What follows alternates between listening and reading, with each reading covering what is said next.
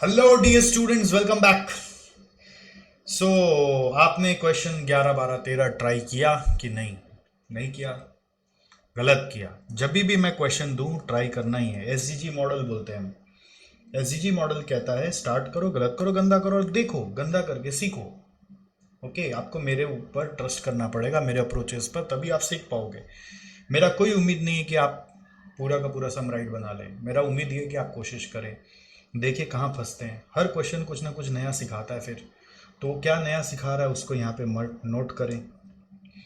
तो इस सब में क्या, देखो बैलेंस शीट बनाने बोला है, कुछ डिटेल्स दिया हुआ रेशियोज का। Long term debt to net worth, worth पहले फॉर्मूला लिख के सोच लो। इसका मतलब क्या, long term debt by net worth. Total asset turnover मतलब sales by total assets. Average collection period, ये डेटर्स टर्नओवर रेशियो से कनेक्टेड है। Inventory turnover COGS by average stock. GP margin दिया हुआ है। Asset test ratio is liquid ratio. And they have given 360 day assume करना है, cell सारा credit पर है। और कुछ वैल्यूज दिया हुआ है, देखना इधर एसेट साइड का दिया हुआ है, इधर लाइबिलिटीज का दिया हुआ है। कॉमन स्टॉक मतलब बहुत बार बच्चों को नहीं क्लिक करता है, तो वो होता है equity share. Common stock is nothing but equity share capital. ठीक है। सो चलो करते हैं। एक बैलेंस शीट फॉर्मेट बनाओ आप, और फिर एक एक रेशियो को ट्राई करो, जो जो डिटेल्स दिया हुआ उसको पुट करो और लिखो।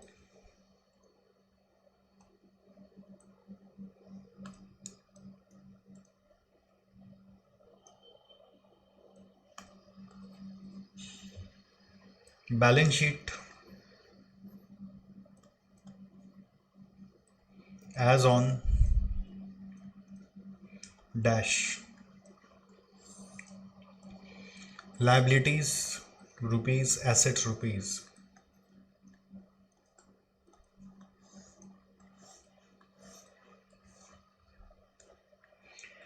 सो you can put the details. ध्यान देना, उल्टा भी लिख सकते हो। बैलेंस शीट में मार्शलिंग और बैलेंस शीट बोलते हैं कॉन्सेप्ट, जिसमें अरेंज करते हो आइटम्स। तो you can always write cash ऊपर या फिर प्लांट एंड इक्विपमेंट ऊपर, इट डजेंट मैटर मच। ठीक है। तो वो कैसे भी किया जा सकता है, तो उसको लेके वरी नहीं करना है। और इवन जब ये फॉर्मेट दिया हो ना, तो आप यही फॉर्मेट को कॉपी भी कर सकते हो। लाइबिलिटी साइड इधर, उससे साइड उधर, वैसे भी करके बना सकते हो जब फॉर्मेट दिया हुआ है तब। नहीं तो आप अपने तक कायदे से चलो। Cash, account receivable, inventory, plant and equipment और टोटल। फिर बोल रहे हैं notes and payables. Notes and payables मतलब है ये आपका करंट लाइबिलिटीज होता है। ऐसे उल्टा लिखते हैं, चलो जैसे होता है वो लिखते हैं, समझ में आए। कॉमन स्टॉक मतलब होता है इक्विटी शेयर कैपिटल। फिर है रिटेन्ड अर्निंग्स।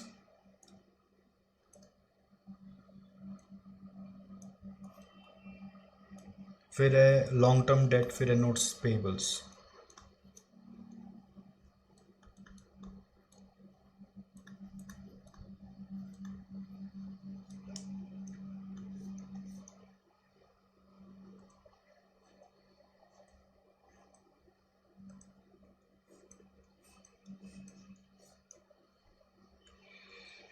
अब जो जो दिया हुआ उसे बढ़ा दो। Notes and payables 1 lakh, common stock 1 lakh, retained earnings 1 lakh.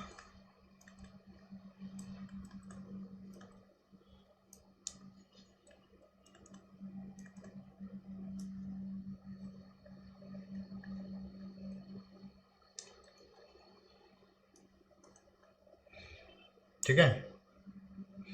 अब देखो long term debt to net worth. Worth long term debt मालूम है, नहीं मालूम है। नेटवर्थ मालूम है। नेटवर्थ मतलब होता है इक्विटी। इक्विटी मतलब होता है equity share capital plus retained earnings. तो इक्विटी मतलब नेटवर्थ, और नेटवर्थ मालूम है तो लॉन्ग टर्म डेट इससे आ जाएगा। समझ गए कैसे करना है?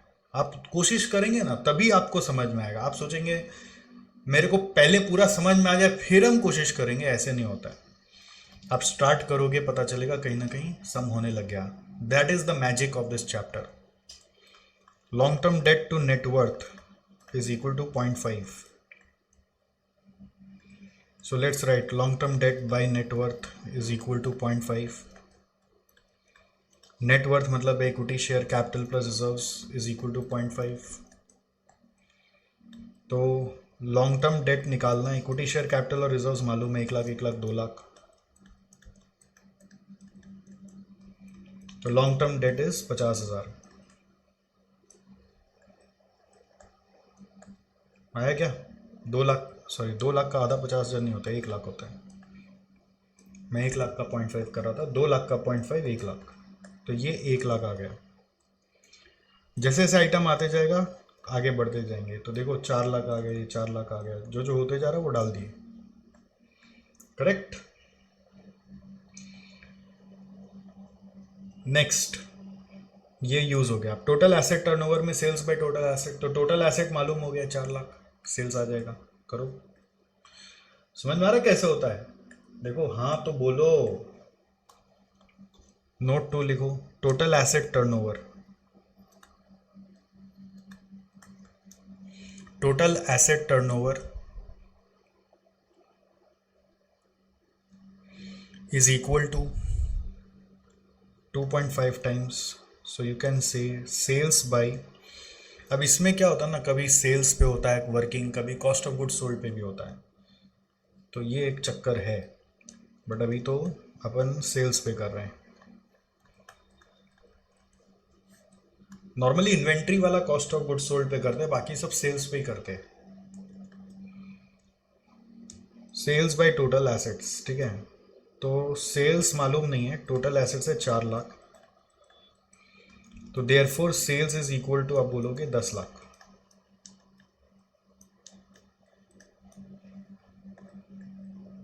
सेल्स कितना है? 10 लाख है, ठीक है। How much is sales? Sales is 10 lakh. Is it clear? अगर सेल्स आपका 10 लाख है तो what next we can do? Sales तो बैलेंस शीट में नहीं बढ़ा सकते, ये हो गया। कलेक्शन पीरियड से डेटर्स निकाल सकते हैं, राइट। नोट 3 में आऊं, कलेक्शन पीरियड दिया हुआ है एवरेज में 18 डेज,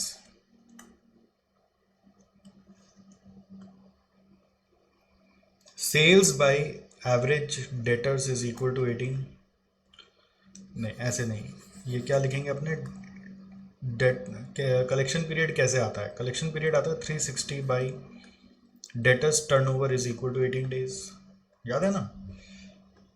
कलेक्शन पीरियड ऐसे ही निकलता है ना, 360 डेज बाई डेटर्स टर्नओवर, तो डेटर्स टर्नओवर क्या आएगा? 360 बाई 18 करके आएगा, विच इज कमिंग 20 टाइम्स। तो credit sales by average debtors is equal to 20 times.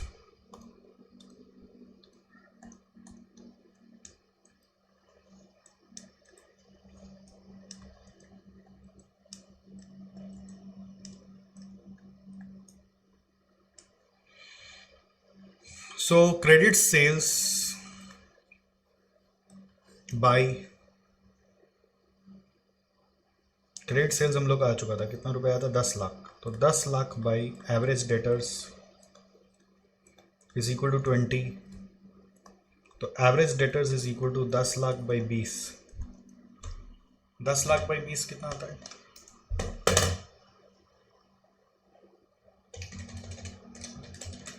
50,000। कितना आ रहा है ये? 50,000 आ रहा है, ठीक है। सो रिसीवेबल्स आ गया 50,000, तो ये रिसीवेबल्स में बैठा देते हैं यहाँ पर।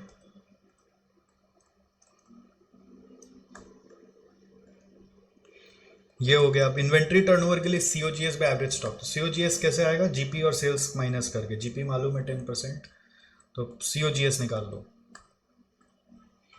नोट नंबर 4, प्रेजेंटेशन कैसे करना है समझ में आया? रफ वर्क जैसे नहीं करना है, एक एक कर को उसको यूज करते चलना है। तो पहले सीओजीएस निकालते हैं, which is equal to sales minus GP, तो sales is equal to 10 lakh है,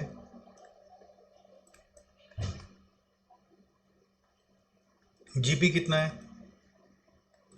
10% ऑफ 10 लाख, सो 9 लाख आ रहा है COGS. Note 5, inventory turnover ratio,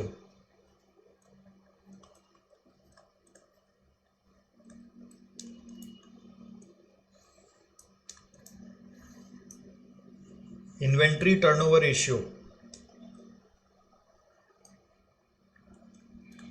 COGS by average stock, COGS by average stock वो है 9, इन्वेंट्री टर्नओवर है 9 टाइम्स, तो COGS है 9 लाख बाय एवरेज स्टॉक, तो एवरेज स्टॉक आ गया इसमें, देखो 9 लाख बाय 9 करके 1 लाख। एक एक डब्बा खोलते जाओ, आंसर आते जाता है ना। यही अप्रोच है सब सम करने का भी। आप इनिशियल डेज में मेरे साथ हो तो मैं सारा करा रहा हूँ, आपको ध्यान देना आप। Are you feeling this? Sir सारा करा रहे एक एक क्वेश्चन। लिखो यहाँ पे 1 लाख। देखो ये कितना आ रहा है, 1 लाख आ रहा है। ओके, अब और कौन सा रेशियो यूज कर सकते हैं? ये भी हो गया, एसिड टेस्ट रेशियो ही बचा। अब एसिड टेस्ट रेशियो से क्या होगा देखते हैं। नोट नंबर 6,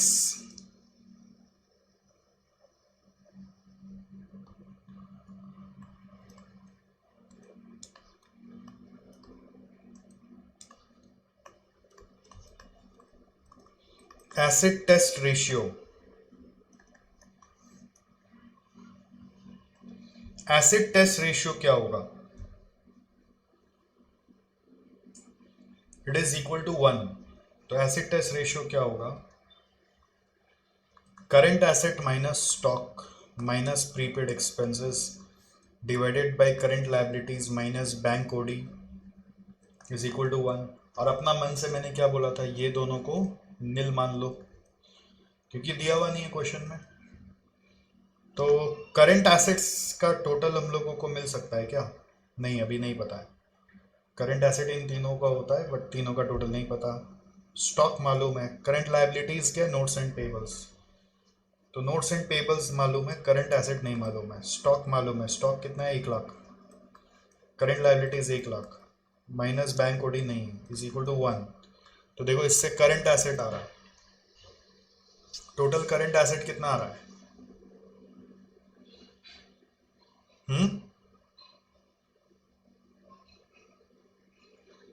2 लाख आ रहा है। 1 लाख प्लस 1 लाख सॉल्व करके क्रॉस मल्टीप्लाई, 1 लाख मल्टीप्लाई करके उधर हुआ और 1 लाख उसमें जुड़ गए। तो अगर टोटल करंट एसेट्स 2 लाख है और ये दोनों 1.5 लाख है तो कैश आ जाएगा। करंट एसेट्स का ब्रेकअप ले सकते हो, कैश, डेटर्स और क्या था, इन्वेंट्री। तो इन्वेंट्री है 1 लाख, डेटर्स है 50,000, तो बैलेंसिंग फिगर आ जाएगा cash which is 50,000। Is it okay?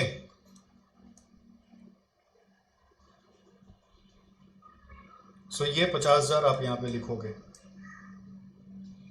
तो प्लांट एंड इक्विपमेंट देखो पूरा बैलेंसिंग फिगर से ही आ जाएगा, इसके लिए कोई वर्किंग का दरकार नहीं है। 1 लाख। तो अब क्या चीज नया लगा? अगर ये नया लगा तो इसको मार्क कर लो, जो नया लगा उसको हाईलाइट कर लो सो दैट वो आपको नेक्स्ट टाइम ज़्यादा स्ट्रगल नहीं करना पड़े। मेरे हिसाब से इस सब में कुछ ऐसा नया था नहीं, आपने किया होगा ना, अगर आपसे हो जाता, होता है ना, जो कोशिश करता है उससे हो जाता है। ये दुनिया का रीत है, जो कोशिश नहीं करता वो नहीं सीख पाता।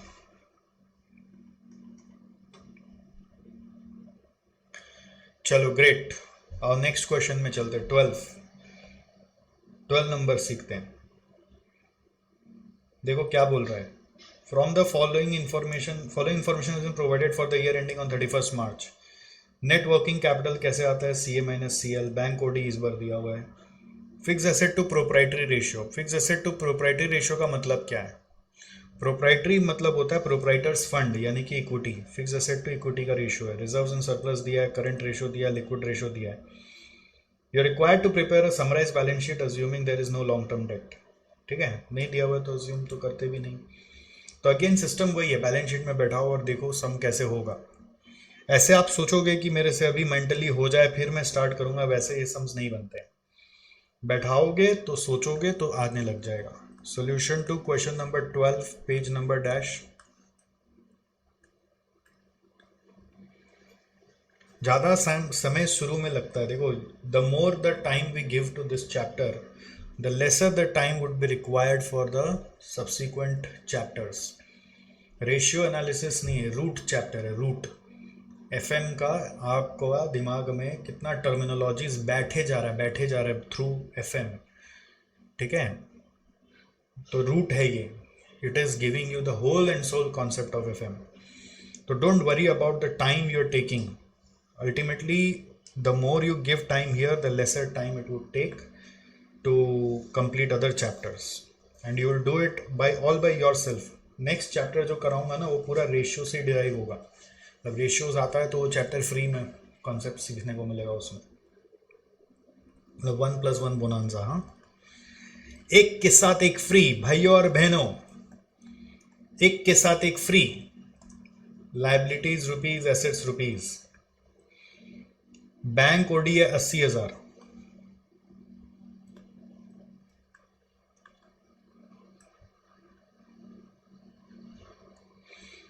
फिर रिजर्व्स एंड सरप्लस है 320,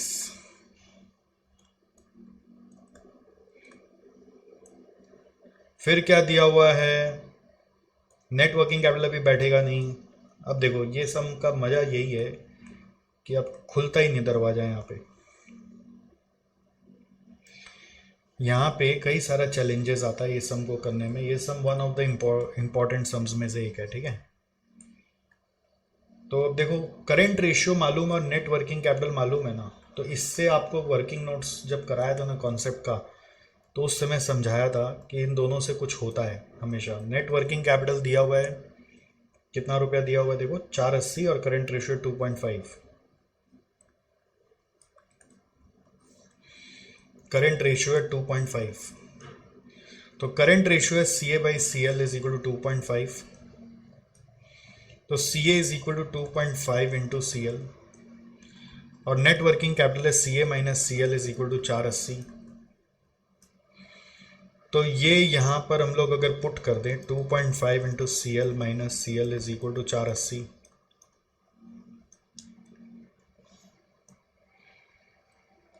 करो देखो कितना आ रहा है। इससे CL निकाल लो, फिर CA निकालो। Please do it, I am waiting. जल्दी करके दिखाओ यहां तक।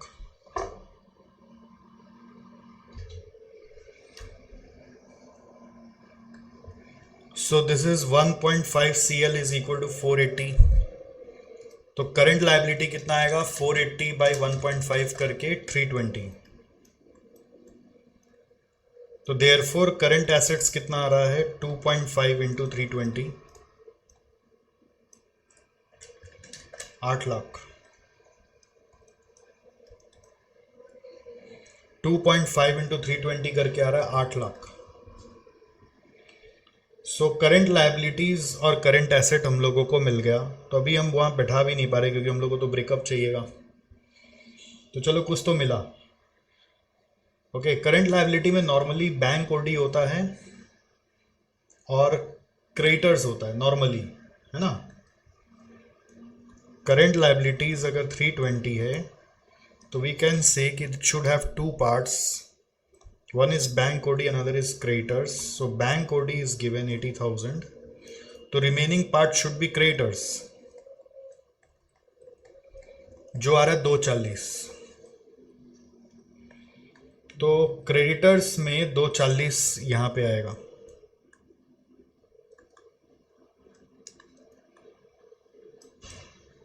ठीक है।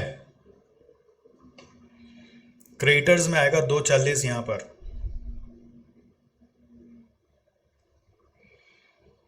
करंट एसेट का भी कुछ नहीं लिख पा रहे हैं, बट आइडिया है कि 8 लाख है। उसके बाद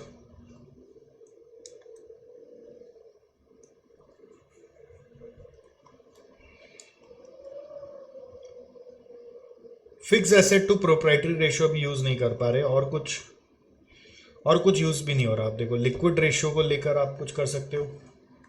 लिक्विड रेशियो दिया 1.5, तो स्टॉक मालूम हो जाएगा शायद इससे, अगर आप लिक्विड रेशियो यूज करोगे तो नोट नंबर 3 में आप लिखो लिक्विड रेशियो।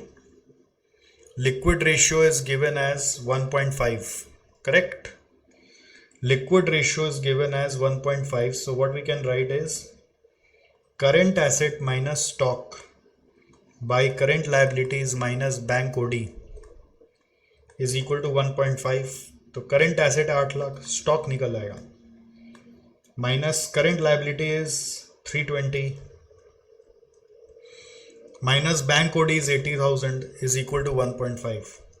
देखो कितना आ रहा है, 240 इंटू 1.5 माइनस 8 लाख।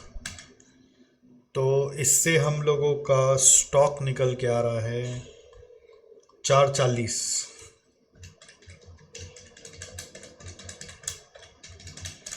अब इसमें ना एक असमंजसता है, ये करेक्ट अप्रोच है। कई बार इंस्टीट्यूट का जो सॉल्यूशन आता है उसमें वो लोग क्या करते हैं, लिक्विड रेशियो मतलब पकड़ते हैं current asset minus stock by खाली करंट लायबिलिटीज। अगर ऐसा आप करोगे तो आंसर थोड़ा सा अलग आएगा। 8 lakh by 320 minus stock is equal to 1.5। तो इसको सॉल्व करो, देखो स्टॉक कितना आ रहा है, 320 इंटू 1.5 माइनस 8 लाख करके 320 आ रहा है। अलग आंसर आ गया ना। तो सर सही कौन सा है? सही मैंने जो कराया वो सही है। इंस्टीट्यूट का कभी कभी आंसर में ना ये डिफरेंस आता है, तो जो सही है मैं वो कराऊंगा, क्योंकि इंस्टीट्यूट हमेशा बोलता है कि आप ऑल्टरनेटिवली भी करोगे और सही करोगे तो हम आपको नंबर देंगे। तो हम वही फॉलो करेंगे जो जनरल है ना, हर जगह हो सकता है। तो अकॉर्डिंग टू दिस स्टॉक अगर 440 आ गया तो करेंट एसेट का एक भाग आ गया स्टॉक, जो हम लोग लिख सकते हैं यहाँ पर स्टॉक है 440। ऑलराइट, तो अब उसके बाद डेटर्स निकालना पड़ता है नॉर्मली, फिर कैश निकलता है, बट डेटर्स का कोई जिक्र ही नहीं है तो डेटर्स आएगा नहीं यहाँ पर। तो आप बोल सकते हैं बाकी का सब डेटर्स एंड कैश है, और कोई उपाय नहीं अपने पास। Debtors and cash remaining current asset हो जाएगा। करंट एसेट टोटल 8 लाख है। तो what you can say is note 4, current asset total 8 lakh यदि, तो वी हैव, लिखो, we have debtors and cash on one hand and stock on other hand. तो stock हमने 440 ऊपर में देखा, तो ये बैलेंसिंग फिगर से निकाल देंगे तो ये आएगा 360।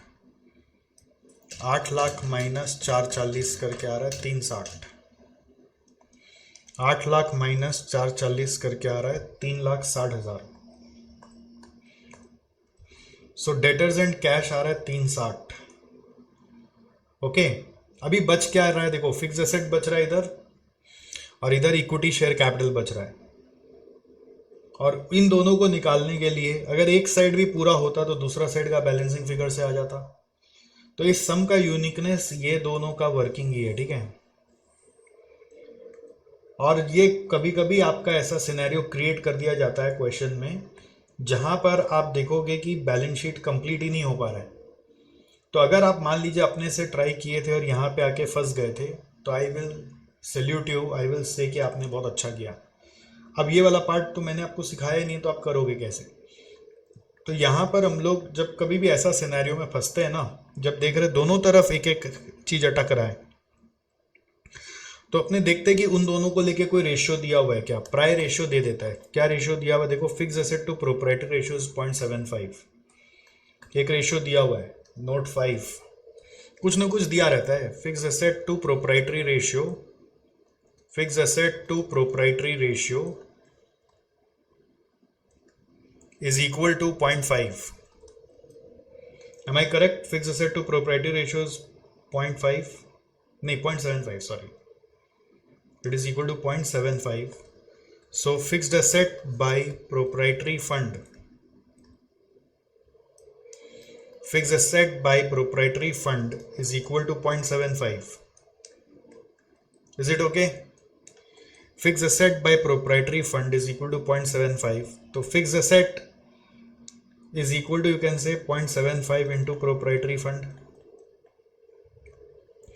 बहुत बच्चा लोग को क्या है ना, बेसिक्स क्लियर नहीं होने से ये प्रोप्राइटरी फंड क्या होता है याद नहीं रहता। प्रोप्राइटर मतलब होता है मालिक, और मालिक का फंड मतलब इक्विटी। तो बेसिकली इसका मतलब है equity share capital plus reserves. समझ में आया आपको?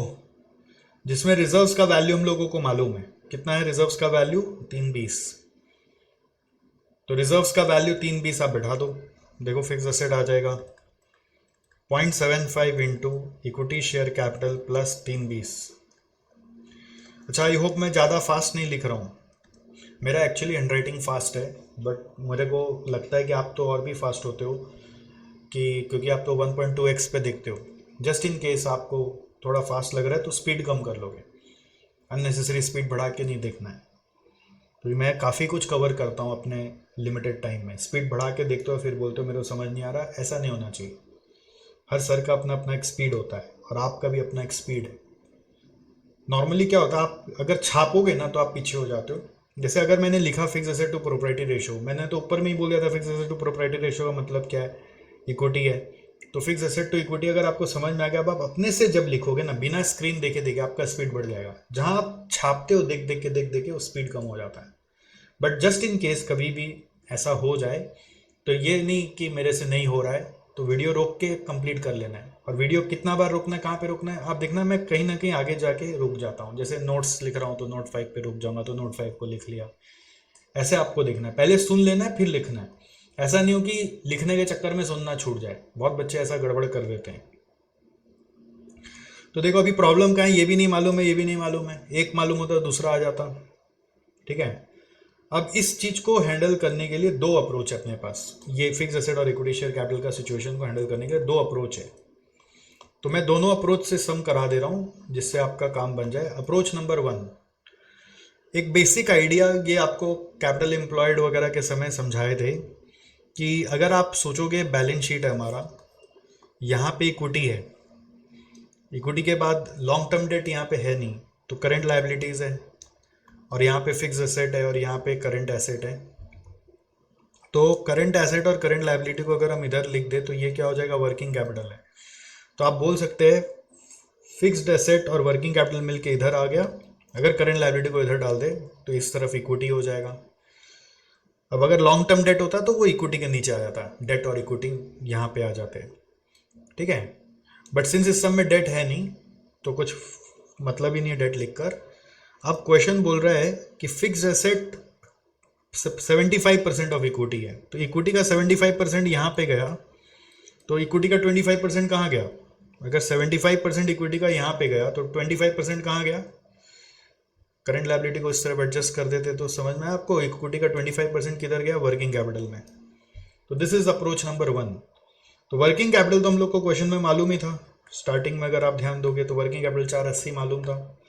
तो हम कह सकते हैं कि इक्विटी का 25% वर्किंग कैपिटल में गया। हम कह सकते हैं कि इक्विटी का अगर 75% फिक्स एसेट में गया है तो 25% ज़रूर वर्किंग कैपिटल में गया होगा, क्योंकि दोनों मिलकर बैलेंस शीट तो टैली करेगा ना। अगर सर डेट होता तो तब ऊपर में इक्विटी प्लस डेट लिख देते, बस यही फ़र्क होता। ठीक है, तो सिंस हम लोग बोल सकते हैं working capital is equal to 25% of equity. ठीक है, तो वर्किंग कैपिटल है 480, वो क्वेश्चन में गिवन है, is equal to 0.25 of equity. 25% मतलब 0.25 इंटू इक्विटी, तो इक्विटी का वैल्यू आ जाएगा, इक्विटी का वैल्यू आएगा 480 बाई 0.25, 19,20,000। तो ये है इक्विटी। इक्विटी मतलब equity share capital plus reserves, equity share capital plus reserves and surplus मिल के आया 19,20। तो आपका रिजर्व्स का वैल्यू आपको मालूम है विच इज 320, तो इक्विटी आ जाएगा। रिजर्व्स इज इक्वल टू 320, तो therefore equity share capital is equal to 16 lakh.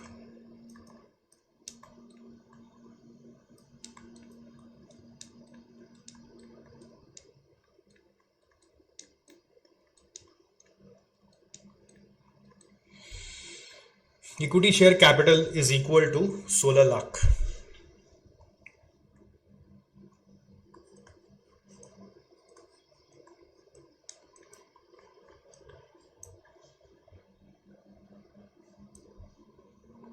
Is this okay?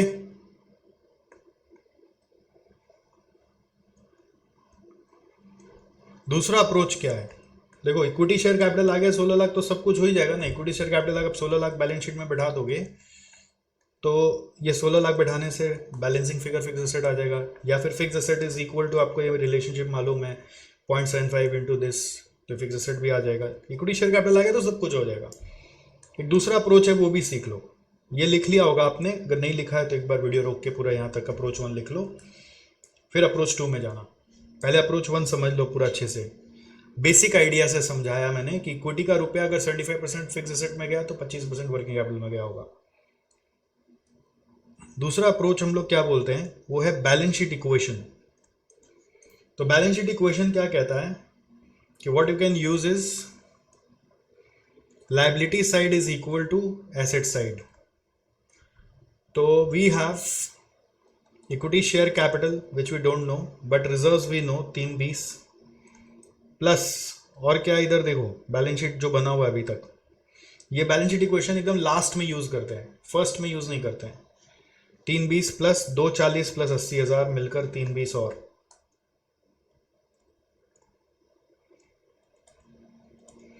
Is equal to asset side क्या होगा, what is the asset side, fix asset plus stock plus debtors, fix asset plus stock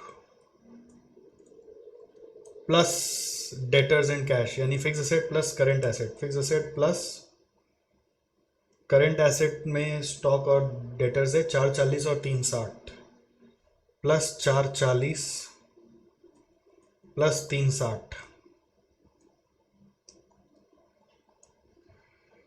so from this equity share capital plus 640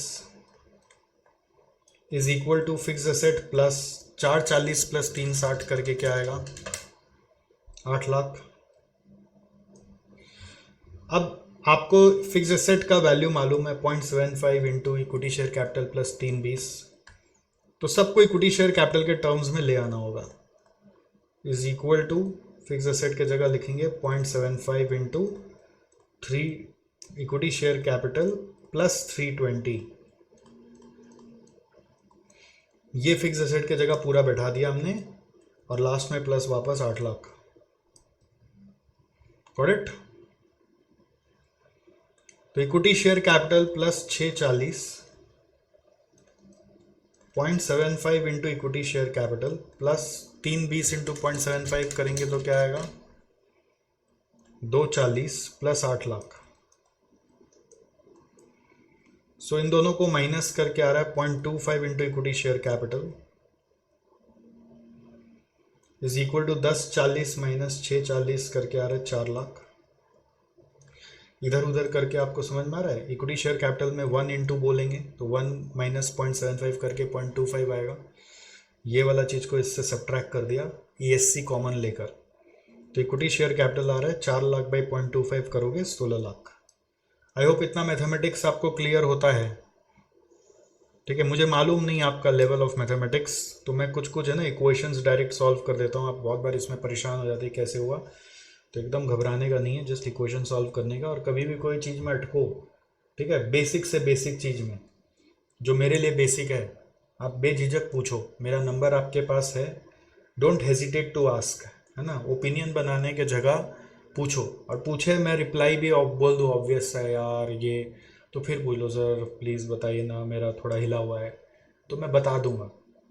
ठीक है, कई बार होते हैं बच्चे पूछते हैं, फिर मैं ऑब्वियस बोल देता हूँ, ऑब्वियस बोल देता हूँ, तो फिर बच्चे बोलते हैं यार ऐसे बोल दिया, मैं क्या बोलूँ, मेरा तो पूरा हिला हुआ है। ऐसा कुछ नहीं है, आप किससे, मेरा कोई दुश्मनी थोड़ी ना है। कभी कभी होता है एक्सपीरियंसेस ऐसा ऐसा, बच्चे कई बार सोचते हैं कि भाई ये सतीश जलान अलग है और मैं अलग हूँ, बट हम दोनों एक हैं, आपका जो गोल है वही मेरा गोल है, तो मिल के पास कराना है ना आपको, है ना। तो ये आ गया equity share capital which is 16 lakh. तो दोनों में से ज़्यादा इजी फर्स्ट वाला लगा, बट ऐसा नहीं कि हर सम में फर्स्ट वाला इजी हो, फर्स्ट वाला इजी ऑफ कोर्स लगेगा, बट बैलेंस शीट इक्वेशन क्या है ना, बुद्धि कम लगा हुआ आता है और वो सीधा आंसर निकलवा ही देता है आपका। तो बैलेंस शीट इक्वेशन भी मेरे को तो बहुत पसंद है, कि कोई भी सम में फंस जाए एकदम लास्ट में जाके देखते हैं कि कुछ नहीं हो पा रहा है, तो बैलेंस शीट इक्वेशन यूज़ करके अपन काम निकाल देते हैं, ये मेरा मतलब फेवरेट है। तो बस अब आप बैलेंस शीट कंप्लीट कर लो। इक्विटी शेयर कैपिटल अगर आ गया तो अब देयरफॉर आप बोलोगे फिक्स एसेट आ जाएगा, सो देयरफॉर आप बोलो फिक्स एसेट्स क्या होगा, 0.75 into equity share capital plus 320, तो 0.75 इंटू 16 लाख प्लस 320, तो 19 लाख 20 हज़ार इंटू 0.75 करेंगे 1440 आ रहा है, 14,40,000। Fix asset is equal to आ रहा है 14,40,000। तो लेट्स राइट 14,40,000 प्लस 440 प्लस 360, तीनों मिला के आ रहा है 2240, और यहां पे भी 2240 होना चाहिए, और ये 16 लाख होना चाहिए। एक बार क्रॉस चेक कर लो, 16 3 20 3 20 2240 मैच हो गया। तो इस सम में आपने सीखा बैलेंस शीट इक्वेशन, ठीक है, तो इसलिए ये सम खास हो गया और एग्जाम में काफ़ी बार आता है। ओके, हाँ, मैं हर चीज़ जरूरी नहीं है सिखा के ही होमवर्क दूंगा, मैं ऐसा ही हूँ। मैं बोलता हूँ आप खटो, समझो, स्ट्रगल करो, और फिर नहीं हो तो मैं तो हूँ ही ना। अब कई बार हुआ है ऐसा मेरे साथ कि मैंने ऐसे पहले जब क्लास में होमवर्क दिया ना, बच्चे कर लेते हैं, और जो कर लेते हैं वो मतलब अचीवमेंट हो जाता ना फिर, तो मैं कैसे आपसे आपका मौका छीन लूँ। आओ नेक्स्ट नेक्स्ट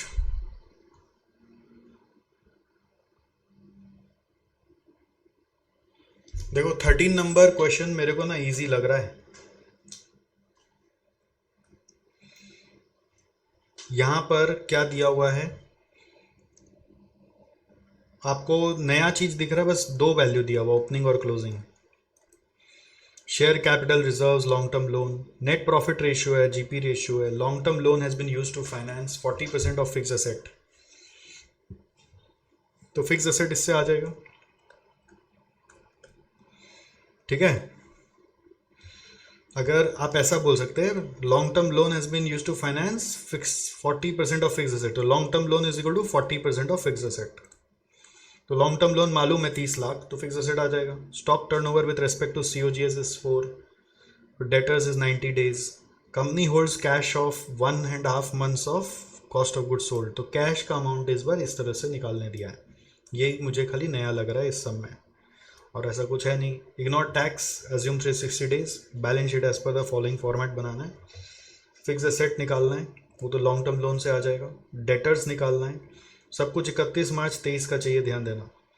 तो डेटर्स निकालना है, तो वो शायद आपका डेटर्स टर्नओवर से आएगा। क्लोजिंग स्टॉक निकालना है, वो आपका स्टॉक टर्नओवर से आएगा। स्टॉक टर्नओवर नॉर्मली आपको क्या देता है, एवरेज स्टॉक देता है, बट यहाँ पर ओपनिंग स्टॉक तो दिया हुआ नहीं है, तो opening stock closing stock equal मान लेंगे। तो क्लोजिंग स्टॉक यहाँ से आएगा, डेटर्स आपका यहाँ से आएगा, फिर cash in hand cost of goods sold से आएगा, ये रहा कैश। फिर आपको बोल रहे शेयर कैपिटल, वो तो कॉपी कर दोगे 40 लाख, फिर reserve in surplus 25 lakh copy कर दोगे, लॉन्ग टर्म लोन कॉपी कर दोगे 30 लाख, और क्रेडिटर्स के लिए कुछ नहीं बोला है, तो क्रेडिटर्स आपका बैलेंस शीट का बैलेंसिंग फिगर से आ जाएगा, ठीक है। फिर से बोल दूँ फिक्स एसेट कैसे आएगा, ये लॉन्ग टर्म लोन 30 लाख दोनों में सेम ही है, वैसे आप ये वाला को यूज़ करोगे क्योंकि आपका डेट मैच होना चाहिए 31 मार्च ये वाला। तो लॉन्ग टर्म लोन यदि 40% ऑफ फिक्स एसेट बोल रहा है, तो 30 lakh is equal to 0.4 into fix asset करोगे तो इससे फिक्स एसेट निकल जाएगा, करेक्ट।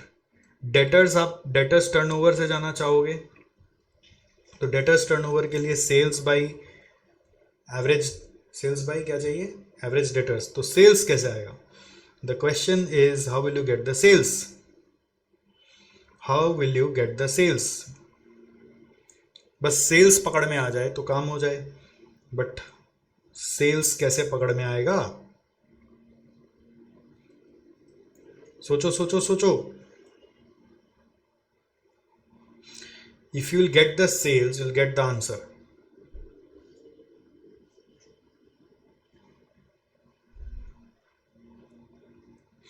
इस सम का यूनिकनेस यहां पर ही है, यहीं पे ये फंसा रहा है, ठीक है, सेल्स में फंसा दिया। ओके, तो सेल्स कहीं से भी नहीं दिख रहा है ऐसे, तो अभी कहां से सेल्स निकलेगा ये देखना।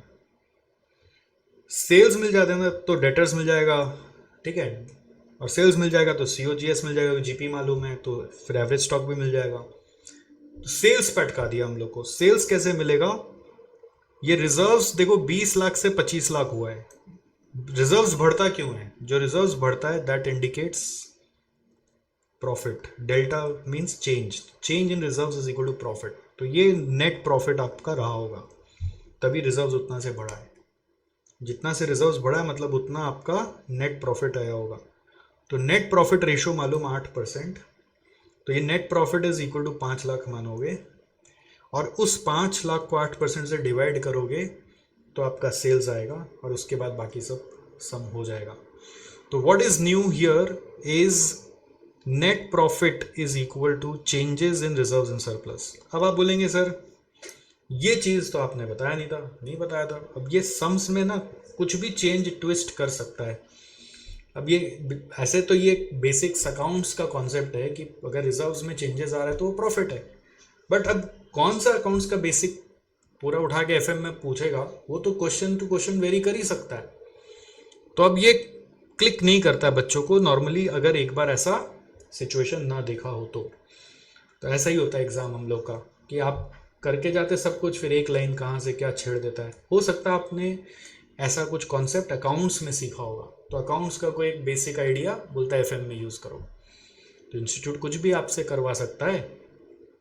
ठीक है, अब हो जाएगा आपसे क्वेश्चन क्या? हाँ चलो करो, मेरे सामने करो अभी, प्लीज़ डू इट।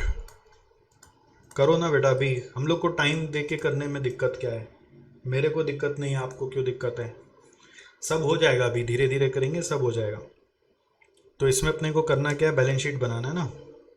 तो सबसे पहले अपन क्या करेंगे? बैलेंस शीट फॉर्मेट ही ड्रॉ कर लेंगे। As on 31 March 23, liabilities rupees, assets rupees.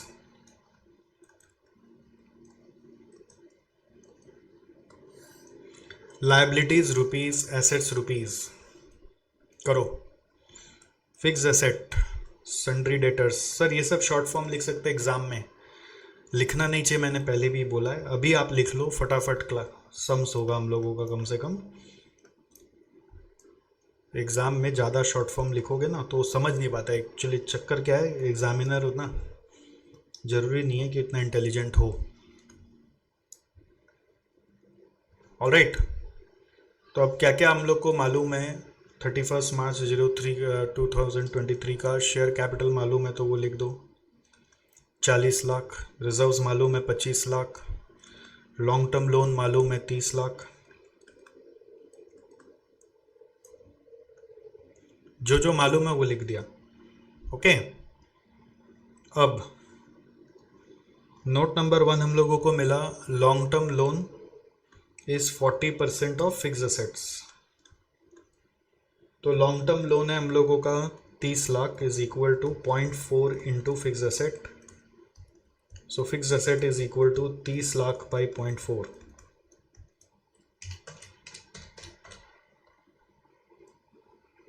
This is coming 75 lakh.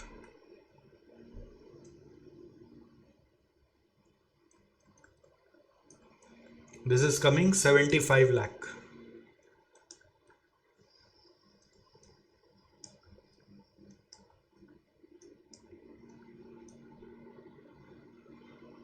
Is it okay?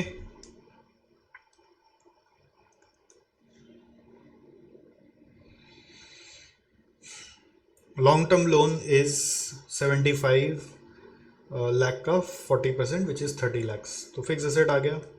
अब बाकी 3 के लिए फंस रहा था गाड़ी सेल्स पे, और सेल्स निकालने के लिए हमने क्या सीखा? Profit earned during the year, net profit earned during the year. तो ये कॉन्सेप्ट अब सुनने के बाद ना इजी लगता है, पहले नहीं पता हो तो ध्यान नहीं आता है, मतलब पहले यूज नहीं किया हो तो ध्यान नहीं आता है। Is equal to change in reserves and surplus, that is equal to 25 lakh minus 20 lakh is equal to 5 lakh.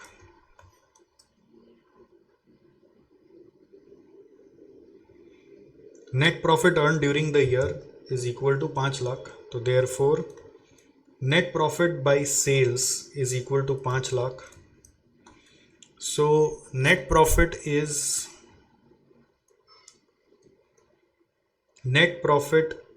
Sorry मैं क्या लिख रहा हूँ, net profit by sales is 8%। 8% है ना, net profit by sales is 8%। तो net profit is 5 lakh by sales is equal to 8%। तो therefore sales is equal to 5 lakh by 8%, 62,50,000। 62,50,000 आया। सेल्स इज 62,50,000, ठीक है। Sales is 62,50,000। तो अब सेल्स जब आ गया तो हम लोग क्या निकाल सकते हैं, सेल्स से डेटर्स निकाल सकते हैं, विच इज 90 डेज सेल्स, ठीक है। Note 3, debtors is equal to 90 days sales बोल रहा है। तो 90 डेज का बस सेल्स कर लो, 62,50,000 इंटू 90/360, तो डिवाइड बाई 4 करने से आ जाएगा 15,62,500।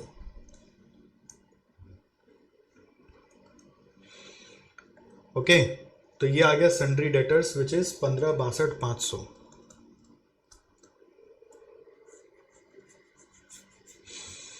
फिर आ रहा है क्लोजिंग स्टॉक।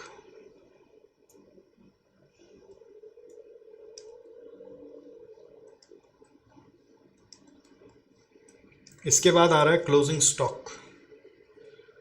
ओके, तो how to find this closing stock, बोल रहा है वो closing stock turnover is based on COGS is 4। तो सीओजीएस निकालना पड़ेगा जीपी माइनस करके, जीपी 20% है। तो नोट 4 में सीओजीएस निकालो पहले, सेल्स माइनस जीपी करके। सेल्स है 62,50,000 माइनस 20% ऑफ 6250 करो, तो 62,50,000 माइनस 20% करके आ रहा है 50 लाख।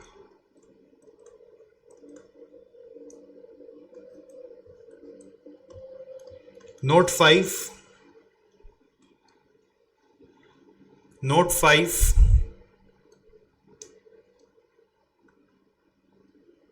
सीओजीएस के बाद what is next, what is next, COGS के बाद what is next, closing stock. Closing stock था टर्नओवर 4 टाइम्स, तो स्टॉक टर्नओवर इज 4 टाइम्स।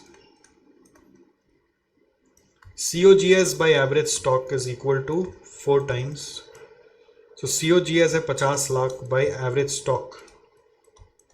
तो therefore average stock is equal to 50 lakh by 4, 12,50,000। Average stock is 12,50,000। फिर एक और बोला है कैश इन हैंड, वो बोला है 1.5 months of cost of goods sold. तो कॉस्ट ऑफ गुड्स सोल्ड का 1.5 महीना का अमाउंट। नोट 6 कैश होगा 1.5 months of cost of goods sold, मतलब 1.5/12 into 50 lakh. Cost of goods sold का 1.5 महीने का वैल्यू जो दिया हुआ वो 1 साल का है, तो 50 लाख इंटू 1.5/12 कर रहे तो आ रहा है 2, कितना आ रहा है भाई ये, 50 लाख इंटू 1.5/12, 625 आ रहा है।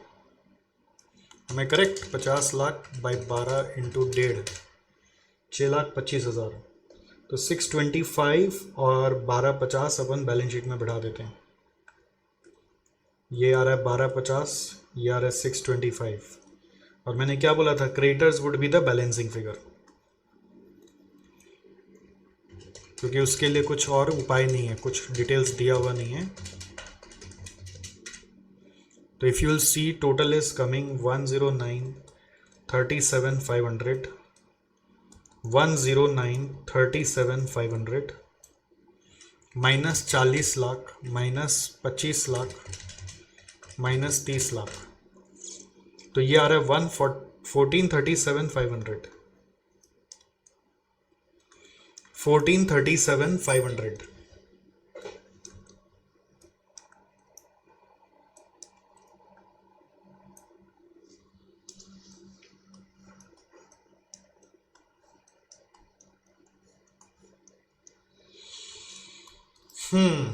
Is this okay?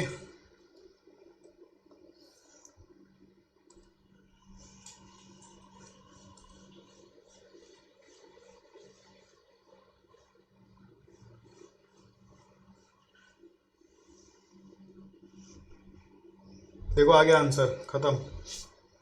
तो what new you got from here is all about this particular working. तो मैंने क्या बोला, हमेशा जो नया मिल रहा है बेटा उसको मार्क करो, हाईलाइट करो, अलग कलर का पेन रखो, उसके बारे में ऐसे लिख के रखो यहाँ पर क्वेश्चन में भी, सो दैट आपको क्वेश्चन देखकर समझ में आए कि यहाँ पर ये नया था। हर क्वेश्चन कुछ ना कुछ सिखा रहा है। सर कहीं तो जाके ये एंड होगा, हाँ हो गई ना, आप देखना आगे जाके सब एंड हो जाएगा, एग्जाम में सब लगेगा सब किया हुआ ही है।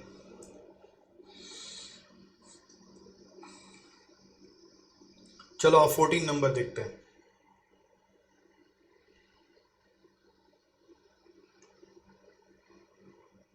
इसमें भी कुछ नया है, क्या नया है वो करने से समझ में आएगा। From the following information you are required to prepare a summarised balance sheet for Rudra limited for the year ended 31 March. Debt equity ratio formula सोचो, debt by equity, current ratio CA by CL, acid test ratio CA minus stock by current liability minus bank OD, fix asset turnover on the basis of sales, तो sales by fix asset, stock turnover ratio लिखा on the basis of sales, तो sales by average stock, cash in hand दिया हुआ है, stock to debtor, stock और debtor का एक relationship बनाया है 1:1, सेल्स टू नेटवर्थ, तो सेल्स बाई इक्विटी का रिलेशनशिप बनाया है, capital to reserve, capital plus reserve मिलके इक्विटी आता है, फिर जीपी दिया हुआ है 20% ऑफ कॉस्ट, अभी तक हर बार जीपी सेल्स पे देता था, 20% ऑफ कॉस्ट पे दिया है, COGS to creditor 10:1, interest for entire year is yet to be paid on long term loan at 10%। तो अगर येट टू बी पेड लिखा है तो इसका मतलब ये आउटस्टैंडिंग लायबिलिटीज में चला जाएगा, आउटस्टैंडिंग एक्सपेंसेस जो बोलते हो ना उसमें आ जाएगा।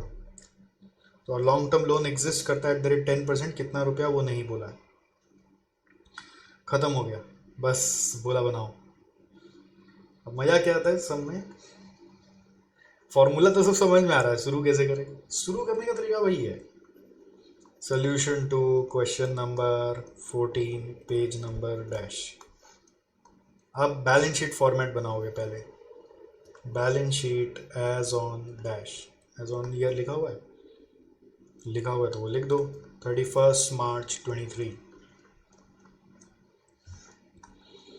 फिर क्या है, लायबिलिटीज होता है, इधर एसेट्स होता है, बहुत बढ़िया समय है, हाँ मज़ा आ जाएगा आपको, फिर दिमाग खुलेगा, दिमाग का ढक्कन खुलेगा कि ऐसे भी सोचा जा सकता है। ये मतलब क्या है ना, रेशियो ऐसे देखो बचपन से पढ़ते हुए आ रहे हो, बट क्वालिटी ऑफ सम्स जो होता है ना वही एक एग्जाम को डिफरेंट बनाता है। रेशियो पढ़ना आता है उससे क्या मतलब है, बट रेशियो से आप क्या क्या टाइप ऑफ सम्स कर रहे हो उससे एग्जाम का लेवल्स डिसाइड होता है, ठीक है। तो अब देखो हम लोगों को खाली कैश इन हैंड मिला 5 लाख, वो मैंने लिख दिया, ओके, और कुछ नहीं मिला ये इस सम का ब्यूटी है, कुछ नहीं मिल रहा, तो कहाँ से शुरू करें, कैश को लेके तो कुछ वैसा बनाया हुआ भी नहीं, ये इस सम का ब्यूटी है। तो इस सम को करने के लिए अब क्या करना पड़ेगा, जब कुछ नहीं होता ना तो बैलेंस शीट इक्वेशन को यूज़ करना पड़ता है, बट आइटम्स मिल रहे क्या, देखो तो आइटम्स क्या क्या हो सकता है वो देखते हैं। जैसे हमको पता चल रहा है कैपिटल है, रिजर्व्स है, कैपिटल रिजर्व पता चल रहा है, और करंट रेशियो दिया हुआ है तो करंट लायबिलिटीज़ होगा, करंट लायबिलिटीज़ के अंदर अच्छा एक लॉन्ग टर्म लोन भी है 10% के हिसाब से, करंट लायबिलिटीज़ के अंदर आउटस्टैंडिंग एक्सपेंसेस है उसका, और उसके बाद हम लोगों का अदर करंट लायबिलिटीज़ भी होगा, जो जो होगा वो हम समझ रहे हैं कि क्या क्या आइटम होगा। फिर एसेट साइड में फिक्स एसेट टर्नओवर बोल रहा है तो फिक्स एसेट होगा ही, करंट एसेट के अंदर डेटर्स के बारे में कुछ बोला है, स्टॉक टू डेटर बोला है, तो ऑफकोर्स डेटर्स है, स्टॉक है, स्टॉक है, डेटर्स और कैश है, आइटम्स ये है। अब देखते किसका किसके साथ क्या रिलेशनशिप बैठ रहा है, किसका किसके साथ क्या रिलेशनशिप बैठ रहा है, लेट्स सी। मतलब डेट इक्विटी रेशियो बोल रहा है 1:1, तो इक्विटी मतलब होता है इन दोनों का टोटल, दिस इज इक्विटी, और डेट मतलब है लॉन्ग टर्म लोन। तो अगर ये 1 रुपया तो ये 1 रुपया है, सोच रहे एक बार, ठीक है, मतलब ये एक्स है तो ये एक्स है, ऐसे सोच रहे। करंट रेशियो और एसिड टेस्ट रेशियो दिया हुआ है, तो नॉर्मली इन दोनों के रिलेशनशिप से हम लोग का स्टॉक निकल जाता है। बैंक ओडी के बारे में कुछ बोला नहीं तो अपन इग्नोर कर देंगे, बैंक ओडी नील मान लेंगे, ठीक है। और करंट एसेट माइनस स्टॉक, और करंट एसेट और करंट लायबिलिटी का रिलेशनशिप दिया हुआ है अगर, तो अभी तो यहाँ पे कुछ लिख नहीं पा रहे हम उसको लेकर। Fix asset turnover on the basis of sales बोल रहा है, on the basis of sales, तो सेल्स अगर मालूम होगा तो ये मालूम हो जाएगा, सेल्स बाय फिक्स एसेट करके इक्वल टू 4 टाइम्स है, sales by fix asset is equal to 4 times है, तो fix asset is equal to sales by 4 होगा। अगर सेल्स मालूम हो जाए तो सेल्स बाय 4 करने से ये आ जाएगा, ऐसे सोच रहे, दिमाग लगा रहे हैं। फिर उसके बाद क्या बोल रहा है, स्टॉक टर्नओवर रेशियो भी सेल्स के हिसाब से है, तो average stock is equal to क्या होगा, सेल्स बाय 6 टाइम्स, तो average stock is equal to sales by 6 times होगा। सेल्स बाय 4 है, ये सेल्स बाय 6 है, सोच रहे हैं ना सर, सेल्स बाय 6 कैसे आ रहे, आप यहाँ से सोचो ना, अगर this 6 is equal to sales by average stock है, तो एवरेज स्टॉक क्या होगा, सेल्स बाय 6 होगा। फिर कैश इन हैंड मालूम है, स्टॉक टू डेटर 1:1 है, मतलब जितना स्टॉक है उतना ही डेटर है, सेल्स बाय 6 ये भी है, इज इट ओके। फिर क्या दे रहा है, सेल्स टू नेटवर्थ दे रहा है, sales by equity, sales by equity is equal to 4 है, तो इक्विटी क्या होगा, सेल्स बाय 4 होगा, इक्विटी क्या होगा, सेल्स बाय 4 होगा, है ना। और डेट और इक्विटी में रिलेशनशिप 1:1 का, तो ये भी सेल्स बाय 4 होगा, होगा कि नहीं होगा। तो आप देखो मोस्ट ऑफ द चीज है ना सेल्स के टर्म्स में आ रहा है, मोस्ट ऑफ द चीज। आउटस्टैंडिंग एक्सपेंस है 10% of this long term loan, तो अगर सेल्स बाय 4 मेरे को मालूम है तो इंटू 0.1 करूंगा तो ये आउटस्टैंडिंग इंटरेस्ट आ जाएगा, मतलब ये भी सेल्स के हिसाब में आ रहा है।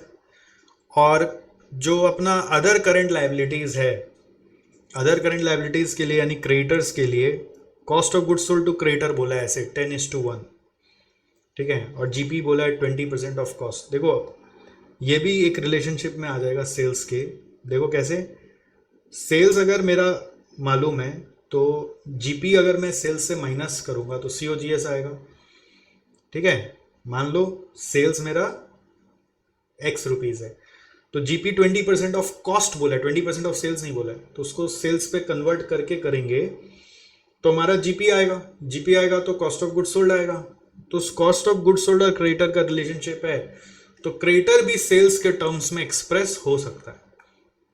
और फिर क्या होगा ना, जब सब कुछ सेल्स सेल्स पे निर्भर है तो मैं क्या करूंगा, बैलेंस शीट इक्वेशन यूज कर दूंगा, दोनों साइड को इक्वेट कर दूंगा और सेल्स का वैल्यू निकाल लाऊंगा।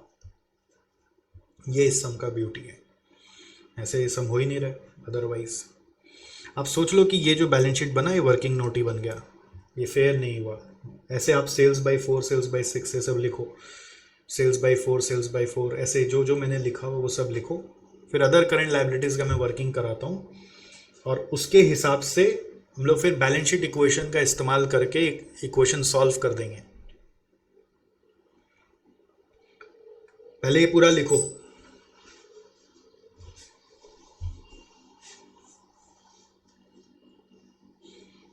ऐसा भी कर सकते हो आप कि लेट कर सकते हो सेल्स को एक्स, तो सबको अपने एक्स के टर्म्स में लिख लेंगे, फिर एक्स बाई 4 एक्स बाई 6 ऐसा करके बाद में लिख लेंगे। यहां तक बना लो, अब इसके बाद का आगे बढ़ाते हैं।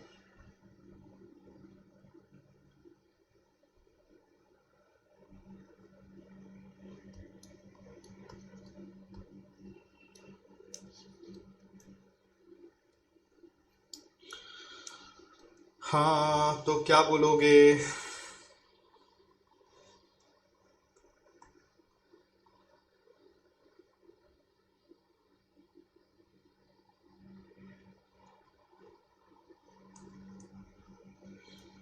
सेल्स अगर एक्स है तो कॉस्ट ऑफ गुड्स सोल्ड क्या होगा, it is equal to sales minus GP. GP बोला अगर 20% ऑफ कॉस्ट, तो इसका मतलब होता है 20% of cost of goods sold, ठीक है।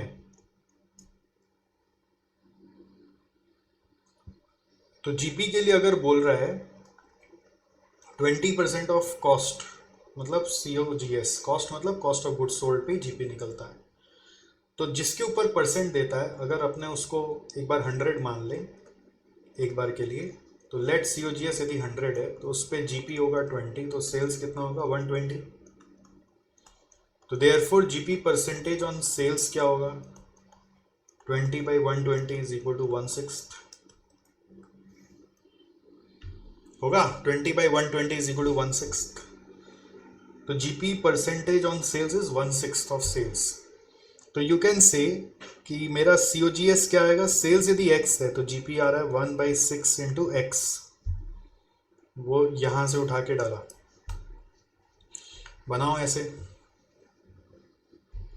करो ऐसे ही जैसे मैंने किया, सेम टू सेम करो।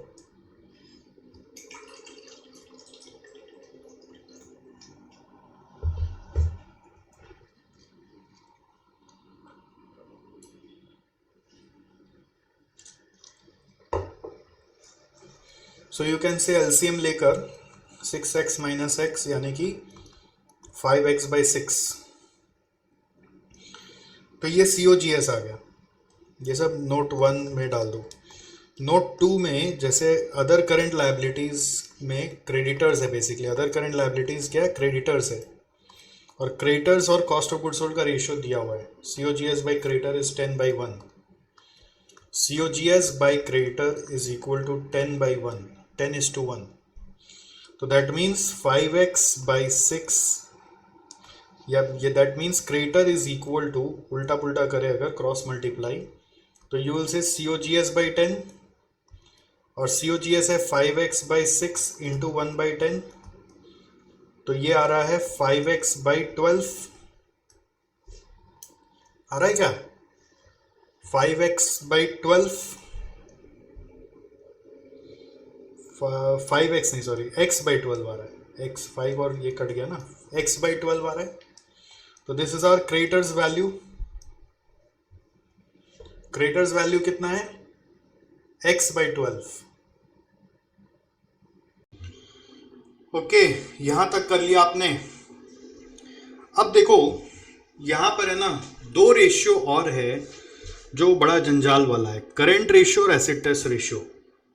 अच्छा, एसिड टेस्ट रेशियो ये देखना, ये 5/3 होगा, मेरे यहाँ पे 8/3 छपा हुआ है, तो इट विल बी 5/3। आप देख लेना आपके यहाँ पे सही छप के आया होगा। तो 5/3 से इसको करेंगे, और एसिड टेस्ट रेशियो के लिए बैंक ओडी नील मान के current acid minus stock by current liability लगाएंगे।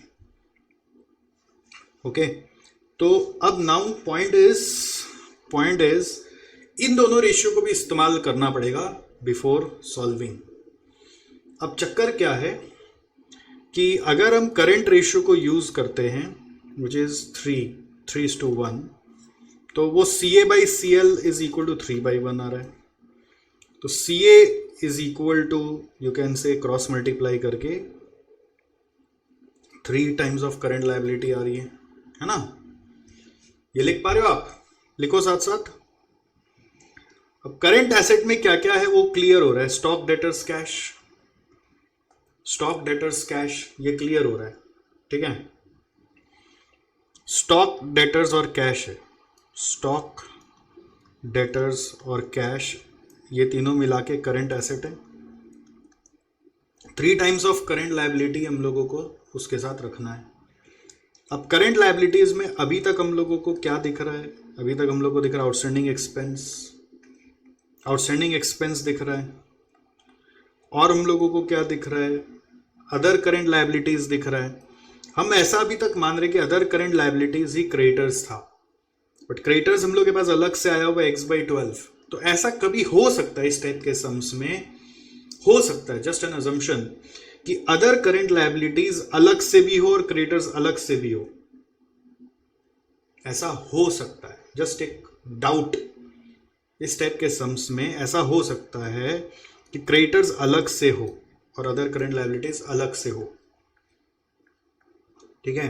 कंप्लीटनेस ऑफ इंफॉर्मेशन क्वेश्चन में नहीं है बोलकर एक डाउट दे दिया कि ये अदर करंट लायबिलिटीज कुछ हो सकता है। क्रेडिटर्स तो एक्स के टर्म्स में दिख रहा है, आउटस्टैंडिंग एक्सपेंस भी हम लोगों को क्या दिख रहा है, वो एक्स के टर्म्स में दिख रहा है, बट अदर करंट लायबिलिटीज हमारा मिसिंग हो रहा है, अदर करंट लायबिलिटीज हम लोगों का मिसिंग हो रहा है, ठीक है। तो ये सब पुट करके अदर करंट लायबिलिटीज को यहां से एक्स के टर्म्स में निकाल सकते हैं। अब आप बोलेंगे अदर करंट लायबिलिटीज कहां से आ गया, हम तो सोच रहे थे अदर करंट लायबिलिटीज क्रेडिटर्स ही होगा, इसको फिर से समझाइए। अरे ये फिर से ही समझाने का कोशिश कर रहा हूं आपको कि अदर करंट लायबिलिटीज जो है ना, अदर करंट लायबिलिटीज जो हम लोगों का है, वो other current liabilities benefit of doubt दिया है कि शायद हो, अगर मान लो ये एग्जिस्ट नहीं करेगा तो इसका आंसर कटकटा के 0 आ जाएगा, क्योंकि यहां पे इतना सारा वैल्यू तो एक भी है नहीं ना बैलेंस शीट का, तो मालूम नहीं, हो सकता है एक और क्रेडिटर्स के अलावा हो, तो हम बस बेनिफिट ऑफ डाउट में ये डाल दिए। सर हमको नहीं क्लिक किया और हम सीधा खाली आउटस्टैंडिंग एक्सपेंस प्लस क्रेडिटर से सम कर दिए तो पूरा आंसर चेंज हो जाएगा आपका, समझ गए। अब मेरा अगर अदर करंट लायबिलिटी आप डालोगे ना तो आपका आंसर सारा वैलिडेट होगा, एसिड टेस्ट रेशियो से भी मैच होगा। अगर आप नहीं करोगे तो फिर एसिड टेस्ट रेशियो में जाके वो गाड़ी फंस जा रहा है, आंसर नहीं मैच हो रहा है। मतलब आप अगर बिना इसको डाले सम बना लीजिए, फिर एसिड टेस्ट रेशियो से चेक करिएगा, वो मैच नहीं होगा। अभी हम अदर करंट लायबिलिटी डाल देंगे तो सब आंसर मैच हो जाएगा। तो ये क्या मेरा एक्सपीरियंस है सम्स करने का। अभी एक्सपीरियंस आपका सम करने का अभी पहली बार तैयार हुआ है कि इस तरह के सम्स में ये डाल के देख लो, अगर फाइनल आंसर में अदर करंट लायबिलिटी नहीं आना है तो बाय डिफॉल्ट इसकी वैल्यू कट कटा के पुट करा के 0 हो जाएगी, समझ गए।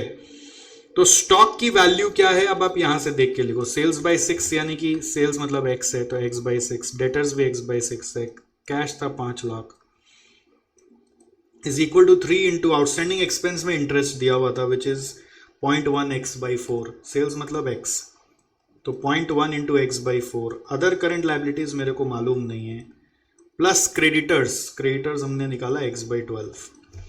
तो इस इक्वेशन को यदि हम सॉल्व करने जाते हैं तो अदर करंट लायबिलिटीज एक निकल सकता है क्या, गंदा सा वैल्यू, हाँ, या फिर आप बोल सकते हैं टोटल करंट लायबिलिटीज भी आप निकाल सकते थे, इन पूरा को रख के ऐसा भी कर सकते थे कि टोटल करंट लायबिलिटीज से कर सकते थे, अदर करंट लायबिलिटीज भी ले सकते हो, या फिर और एक तरीका है कि आप ऐसे भी रख सकते हो कि your total current liabilities is equal to, थोड़ा मतलब इसको सॉल्व करने से अच्छा मेरे को क्या लग रहा है, एक इजी तरीका लगाते हैं, total current liability into 3 is equal to you can say x by 6 plus x by 6 plus 5 lakh, ये तीनों मिला के तो टोटल करंट लायबिलिटी है।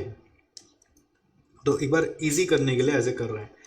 सर ये हमको कैसे पता चलेगा कि ऐसे कर लेना चाहिए, फिर आपको हर चीज़ नहीं पता चलेगा बेटा, ये फर्स्ट टाइम आप सीख रहे हो कि इस तरह से भी हैंडल कर सकते हैं, ये सब सीख रहे हो आप, your learning is expanding, don't worry about this. Total current liability is equal to 1/3 into, अच्छा एक्स बाई 6 अगर जोड़ेंगे तो 6 एलसीएम होगा,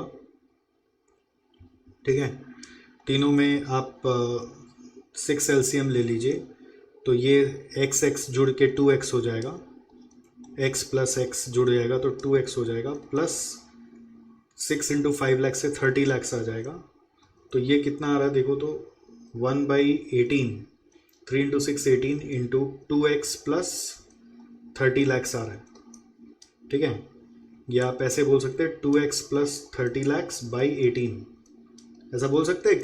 कितना मैथमेटिक्स समझ पा रहे हो कि ये टोटल करंट लायबिलिटी हम लोगों का आ गया। अब इसमें क्या बच्चा अड़ंगा आता है कि आपको अदर करंट लायबिलिटीज अलग रखना है नहीं रखना है, ये क्लिक नहीं करता। ये मेरे को कैसे क्लिक किया, बस मैंने बेनिफिट ऑफ डाउट दे दिया, क्या पता हो, ये इन जनरल बच्चे को फंसा देता है। यहाँ पर एक मतलब एक ऐसा चीज़ बैठा हुआ है जो आपको क्लिक नहीं करता। आप normally outstanding expense plus creditors से कराते हो फटाफट, क्योंकि अदर करंट लायबिलिटीज अगर क्वेश्चन में बोल देता या फॉर्मेट दे देता हमारे लिए ईजी हो जाता।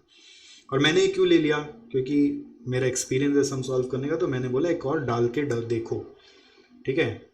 ये हिंदी में आप लिख सकते हो कि क्या पता इसका वैल्यू शायद हो, या ऐसे बोल सकते हैं जस्ट अज्यूम्ड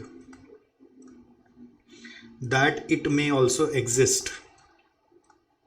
बस इस सोच से हमने इसके बारे में एक डाल दिया। अगर नहीं आना होगा ना तो कट कटा के अपने आप जीरो हो जाएगा। अब अदर करेंट लायबिलिटी की मैं वैल्यू यहां से निकाल सकता था, थोड़ा सा मतलब फिर सॉल्व करना पड़ता है, इसको थोड़ा लंबा होता बोलकर, इसको सॉल्व नहीं करके मैं करेंट लायबिलिटीज बोलकर ले लिया। ठीक है, तो करेंट लायबिलिटीज टोटल में आ गया है ये वाला 2x प्लस 30 lakhs by 18, ये टोटल में आ गया। तो ये तीनों मिला के आ गया हमारे पास, तीनों मिला के एक वैल्यू आ गया। तो हम लोगों को तो अल्टीमेटली दोनों साइड को इक्वेट करके सॉल्व करना है। ठीक है, तो ये तीनों का वैल्यू मालूम है, इक्विटी मालूम है, डेट मालूम है और उस तरफ का सारा मालूम है, तो सॉल्व हो ही जाएगा। यहां तक सब समझ में आ रहा है आपको? अब इसके बाद है ना क्विक रेशियो का यूज है। क्विक रेशियो को अगर यूज करोगे, उसमें सब वैल्यू बैठाओगे ना, तो एक्स का वैल्यू ही आ जाएगा automatic. To get the value of x, there are two ways. One, you can use balance sheet equation, or you can use the quick ratio. Now, interesting thing is, you should get the same answer from both ways. You should also get the balance sheet tallied. For example, अगर आप इस sum को ये other current liability exist करता है ऐसा नहीं मानते और उसके बाद sum solve करने लगते, तो आप देखते कि आपका जो आंसर आ रहा है ना, उससे बैलेंस शीट टैली नहीं हो रहा है। वो आप घर पे ट्राई कर सकते हो अगर इतना मन करता है मेहनत करने का। तो नहीं तो आप मानो कि अदर करेंट लायबिलिटीज ऐसे सिनेरियो वाले सम में हम लोग एक ट्रायल में बस ले लेते हैं। अगर हम अदर करेंट लायबिलिटी को नहीं मानेंगे ना, तो क्या होगा, बैलेंस शीट ही टैली नहीं करेगा आपका। तो ये मेरे को कैसे पता? क्योंकि मैंने हर एंगल से सम बनाया है, तभी तो एक टीचर बनता है ना आदमी। एक एक सम पे आपको 15 मिनट लगता है, आधा घंटा लगता है, हम लोग को एक एक दिन लग जाता है बहुत बार। ठीक है, कि हम लोग 10 एंगल से सम बना के देखते हैं, तब जाके आपको एक बेस्ट तरीका बताते हैं, तब जाके आपको बताते हैं कि चलो ये एक नोट लिख लो, आपका काम हो जाएगा। तो अभी नेक्स्ट अप्रोच क्या है? क्या तो आप क्विक एसेट से चल जाओ, या एसिड टेस्ट रेशियो से चल जाओ, या फिर दूसरा आप बैलेंस शीट इक्वेशन से चल जाओ।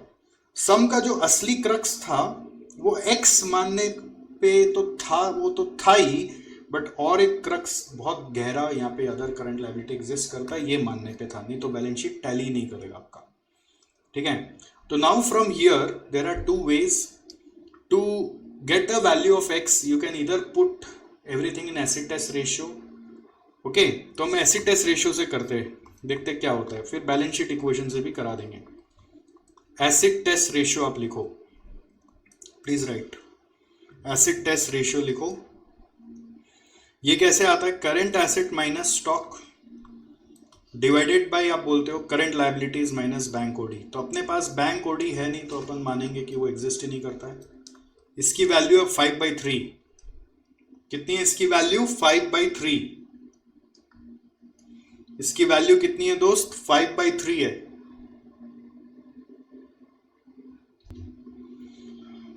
सो और what you can write, current asset minus stock मतलब क्या होगा? Debtors and cash. और current liabilities minus bank OD में हम बैंक ओडी को नील मान लिए, तो सिर्फ करंट लायबिलिटीज लेंगे इक्वल टू 5/3। तो डेटर्स और कैश हम लोग को पता है, डेटर्स है सेल्स बाय 6 और कैश है 5 लाख। तो डेटर्स है x/6, कैश है 5 लाख। और करंट लायबिलिटीज हम लोगों ने टोटल करंट लायबिलिटीज निकाल रखा है 2x + 30 lakhs by 18, 2x + 30 lakhs by 18, right, is equal to 5/3। अब इस इक्वेशन को आप वीडियो रोक के अपने से सॉल्व करो, देखो x का वैल्यू क्या आता है, क्रॉस मल्टीप्लाई करके सॉल्व करो, अपने से ट्राई करो, मेरा कॉपी मत करो। तो 3 × x/6 + 5 lakh is equal to 5 × 2x + 30 lakhs by 18. So we can say what it is coming, 3x plus 15 lakh, 3x/6 plus 15 lakh, अलग अलग रख दिया। 5 × 10x/18 plus 5 × 30 is 150 lakhs by 18। तो इसमें आप एलसीएम ले लीजिए, 6 एलसीएम लेंगे, 3x plus 90 lakhs आ रहा है, यहाँ 18 एलसीएम ले रहे तो 10x प्लस 150 लैक्स आ रहा है। 18 और 6 कैंसिल होके 3 आएगा, तो 9x plus 270 lakhs is equal to 10x plus 150 lakhs. So if you will see 10x minus 9x is equal to 270 minus 150 करके x is coming 120 lakhs. So this is our sales value. Okay. Anything other than this if you will get, you may get just because आप other current liability assume नहीं कर रहे, उससे sums बनाओगे तो x की value कुछ और आएगी, फिर बैलेंस शीट टैली नहीं करेगा, कहीं ना कहीं फंस जाएंगे। मतलब क्वेश्चन चाह रहा है कि आप अदर करंट लायबिलिटीज अज्यूम करो, तो यही इस सम का खेल है। मतलब अच्छा ये सम अगर नहीं देखा हुआ, अदर करंट लायबिलिटीज का हिंट नहीं पता है, ये भी कभी कभी ऐसा हो सकता है, अगर जिसको दिमाग में ये चीज़ नहीं बैठा हुआ है तो अच्छा आदमी ये सम नहीं बना सकता। आप ले जाके इस सम का चैलेंज किसी भी बंधु को दे दीजिए जिसको आता है रेशियो एनालिसिस करना, या फिर बीकॉम में पढ़ रहा है या कोई भी जगह रेशियो एनालिसिस पढ़ा है, फंसेगा ही फंसेगा। अगर नहीं फंसा तो मतलब सच में बहुत अच्छे से पढ़ा हुआ है। ठीक है, तो एसिड टेस्ट रेशियो से ही आंसर आ गया। अब ऑल्टरनेटिवली अगर आप एसिड टेस्ट रेशियो से नहीं करते, सोचिए आप एसिड टेस्ट रेशियो इग्नोर ही कर देते, you could have used balance sheet equation which we say total liabilities is equal to total assets, correct.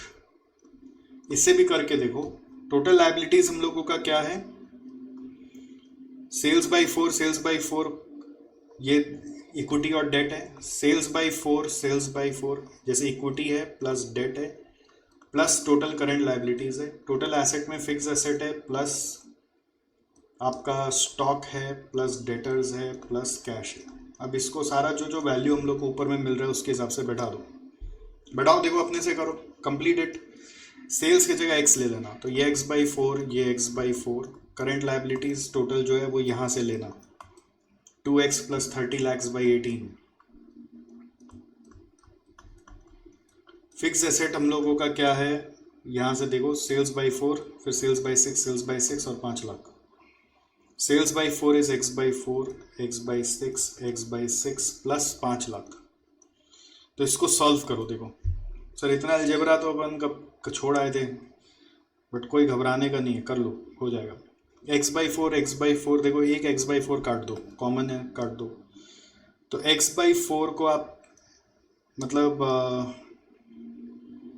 सारा इसको स्प्लिट कर सकते हो आप, या फिर एलसीएम लेके उड़ा सकते हो। जैसे x/4 plus 2x/18 plus 30 lakhs/18 ऐसे लिख सकते हो, और यहाँ पे x/6 plus x/6 plus 5 lakh कर सकते हो। सारा x को एक तरफ ले आते हैं, x/4 plus 2x/18 plus x/6 plus x/6 sorry minus x/6 is equal to 5 lakh minus 30 lakhs/18। तो अब इसका एलसीएम ले लो, 18 और 4 का एलसीएम होता है 72 मल्टीप्लाई करके 36 ले सकते हो, छोटा कर लेना है फिर 72 का छोटा होता है 36, तो 36 से भी दोनों डिवाइड हो जाता है, इसलिए 36 बना दिया। तो 9x 36 और 18 से 2 2 2 4x minus 6x is equal to, यहाँ पे भी एलसीएम ले लो, 18 into 5 lakh 18 into 5 90 lakh minus 30 lakh. तो क्या आ रहा है देखो, 9 4 13 और 12 कट गया तो x ही आया। ठीक है, और यहाँ पे 18 और 36 कट गया तो 2 आया, तो 2 इंटू वहाँ पे मल्टीप्लाई करोगे 90 माइनस 30, तो ये आ रहा है 60 lakhs is equal to x is equal to 120 आ रहा है। तो दोनों से सेम ही आंसर आ रहा है। मतलब आप एसिड टेस्ट रेशियो से भी आंसर निकाल सकते थे या फिर बैलेंस शीट इक्वेशन कर सकते थे, तो दोनों में एक ही करना है एग्जाम में। ये और इसलिए लिख के किया है कि आप इससे भी x की वैल्यू निकाल सकते थे। अब मान लेते हैं बस खाली एक ही बात की, वापस अगर करंट एसेट नहीं लिया होता ना तो आपका ये आंसर मैच नहीं करता, x का वैल्यू कुछ और आता, और उससे फिर जब आप बैलेंस शीट बनाने जाते फिर बैलेंस शीट टैली नहीं करता, फंस जाता गाड़ी।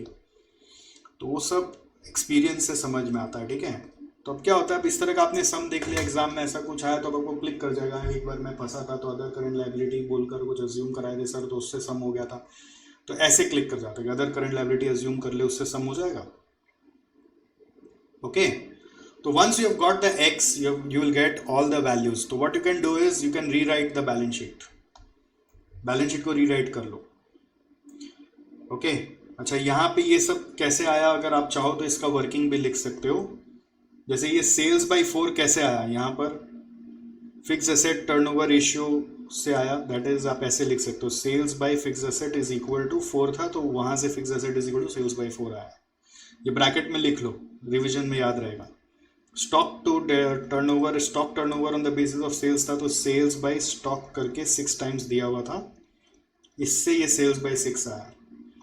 फिर डेटर्स टर्नओवर कैसे आया, तो वो डेटर्स और स्टॉक का रिलेशनशिप था. स्टॉक और डेटर्स बोल रहा है 1:1 है, तो इससे ये आया.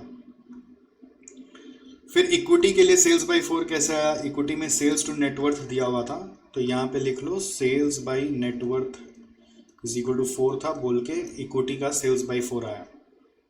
फिर डेट और इक्विटी में सेल्स बाय 4 कैसे आया, तो डेट और इक्विटी का रेशियो क्वेश्चन में दिया हुआ था इज इक्वल टू 1 दिया हुआ था, इसलिए इक्विटी मालूम था बोलकर ये डेट यहाँ पे ऐसे कॉपी कर लो, एरो लगा दो, यहाँ पे भी ऐसे एरो लगा दो, जिससे समझ में आए कि इससे ये कॉपी कर दिया, इससे ये कॉपी कर दिया. फिर आउटस्टैंडिंग इंटरेस्ट कैसे आया, वो डेट का 10% किया, 10% ऑफ लॉन्ग टर्म लोन किया. तो लॉन्ग टर्म लोन अगर सेल्स बाय 4 है तो उसका 10% कर दिया. अदर करेंट लाइबिलिटीज आपका एक नया चीज था, और ये वर्किंग नोट 1 से निकाला हमने, x/12. ये कितना है हम लोगों का, x/12 है. Okay, but other current liabilities का वैल्यू हम लोग निकालने नहीं गए, हम लोग इंस्टेड उसको सिंप्लीफाई करने के लिए टोटल करेंट लाइबिलिटीज पकड़ के चल रहे हैं. ठीक है, टोटल करेंट लाइबिलिटीज हम लोग ने वर्किंग नोट में निकाल लिया है. अब बैलेंस शीट इक्वेशन हम लोग ने बैठा लिया है, और उससे इक्वेशन सॉल्व करके एक्स की वैल्यू आ गई, या फिर एसिड टेस्ट रेशियो से भी आंसर आ चुकी है. Correct. I hope the idea is clear. आप सीख रहे हो, ये मानते हो क्या. हमेशा याद रखो, 2 तरह की पढ़ाई होती है, एक सम्स की पढ़ाई और एक कॉन्सेप्ट की पढ़ाई. अब कॉन्सेप्ट करते हैं तो कॉन्सेप्ट समझ में आता है तो सम्स में घुस पाते हैं, बट इसका मतलब ये नहीं कि अगर कॉन्सेप्ट आता है तो दुनिया का सारा सम आपसे होगा. और इसके लिए कभी भी डिस्करेज नहीं होना है, आप हमेशा सीख रहे हो, कोई ना कोई समझ ऐसा आएगा जो आप अपने आप कर पाओगे, और धीरे धीरे एक्सपीरियंस गैदर होगा तो आगे का बहुत सारा समझ अपने आप कर पाओगे. ठीक है, क्लास में हम लोग वेराइटीज कैप्चर करते हैं ज़्यादा से ज़्यादा. तो अब अल्टीमेटली क्या है, बैलेंस शीट का क्लियर पिक्चर बनाना है. Balance sheet as on 31 March 23, liabilities और एसेट्स. बहुत ज़बरदस्त सम था, आपको तो मैं इतना देर में करा दिया. पता है, ये सब सम को हम लोग जब करते हैं ना, क्लास में आते हैं ना, तो हम लोग भी एक एक सम को 4-4, 5-5 बार करके आते हैं, और अलग अलग एंगल से. बहुत बार होता है ऐसा. तो ये सम एक बहुत क्लासी सम था, लेवल का सम था. तो फिक्स एसेट बोल रहा है सेल्स बाय 4, है ना.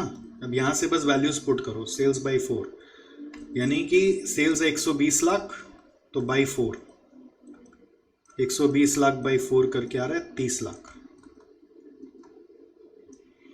फिर है करंट एसेट्स में स्टॉक, स्टॉक था x/6, तो 20 लाख.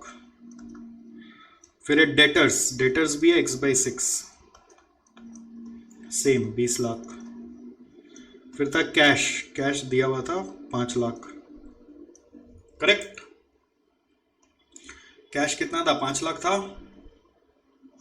इसके बाद इधर में शेयर कैपिटल क्या था, इधर देखो कैपिटल टू रिजर्व्स था ना, तो कैपिटल टू रिजर्व का रेशियो दिया हुआ 1:2. तो कैपिटल टू रिजर्व्स टोटल मिला के सेल्स बाय 4 का वैल्यू मालूम है, तो कैपिटल और रिजर्व्स दोनों मिला के होता है इक्विटी, और वो है सेल्स बाय 4 यानी 120/4 यानी कि 30 लाख. राइट.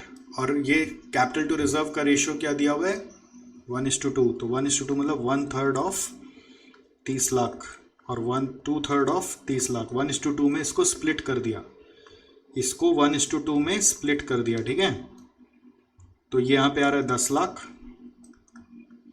और यहाँ पे आ रहा है 20 लाख, 20 lakhs. इक्विटी के बाद है लॉन्ग टर्म डेट। करो अपने से, करो देख देख के लिखो। लॉन्ग टर्म डेट की वैल्यू क्या होगी? सेल्स बाई 4 सेम, फिर करंट लायबिलिटीज में 3 आइटम, तो सेल्स बाई 4 कर लो, यानी वही सेम इक्विटी जितना ही, ये भी 30 लाख होगा। फिर करंट लायबिलिटीज में हम लोग के पास क्या क्या है? एक आउटस्टैंडिंग इंटरेस्ट था जो इसका 10% है, 30 लाख का 10%, तो that is equal to 3 lakh. फिर हम लोगों का क्रेडिटर्स था जो था x बाई 12, 120 लाख बाई 12, तो ये आ रहा है 10 lakh.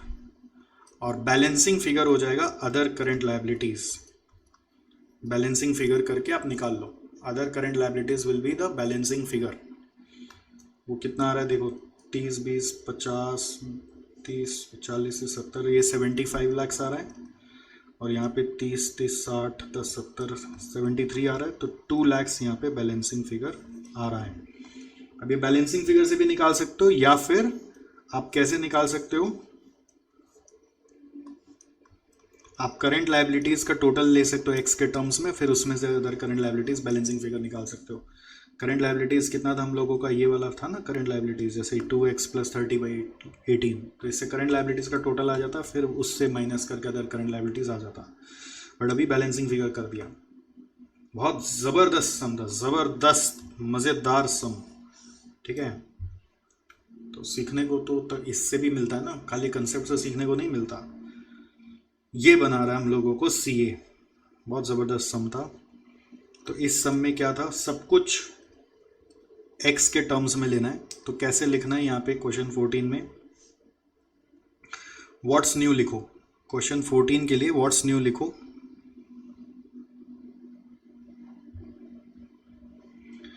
Late sales B x, और दूसरा assume other current liability exist. अब आप बोलेंगे ये कैसे पता चला? मैं फिर से बोल रहा हूं, ये सम बनाए हम लोग बिना अदर करंट लायबिलिटी के, तो सम नहीं बना, तो बैलेंस शीट टैली नहीं हुआ, तो समझ में आया कि यार कुछ गड़बड़ चल रहा है यहाँ पे, समझ में आया? Then we got to know. और दूसरा क्या था यहाँ पे, जो क्विक एसेट्स है उसका वैल्यू 5:3 है, ये भी ध्यान रखना पड़ेगा एसिड टेस्ट रेशियो का। 8:3 से आंसर नहीं आ रहा है, 5:3 से आंसर आ रहा है। ऑलराइट, मज़ा आया आपको सम्स करके पढ़ के? हर एक चीज़ में मज़ा लेना है, सजा नहीं। जितना मज़ा लोगे उतना मज़ा आएगा।